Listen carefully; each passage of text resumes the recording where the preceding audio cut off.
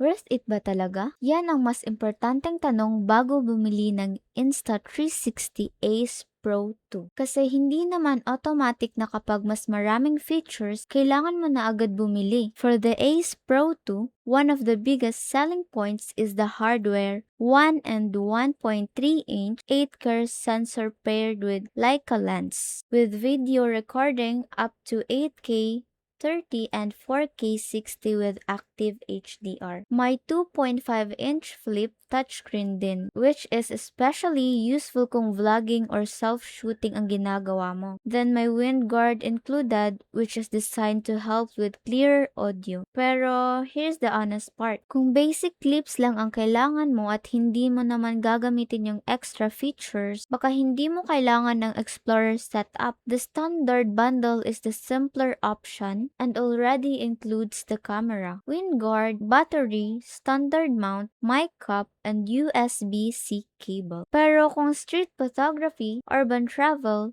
or more flexible handheld shooting ang priority mo, mas interesting yung Explorer bundle. Included dito ang grip, utility frame, cold shoe shutter button, decorative cold shoe cup, and wrist strap. So, mas geared siya toward a more complete shooting setup. In short, worth it considering siya kung talagang gagamitin mo yung imaging capabilities and the accessories that come with the bundle. Kung casual camera lang ang hanap mo, don't buy based on specs alone. Pero kung creator ka, traveler, vlogger, or someone who wants more flexibility from an action camera, mas may reason kung tingnan ang Ace Pro 2. Check the link para makita mo yung available standard ng Explorer options at makapag-decide ka based sa actual needs mo.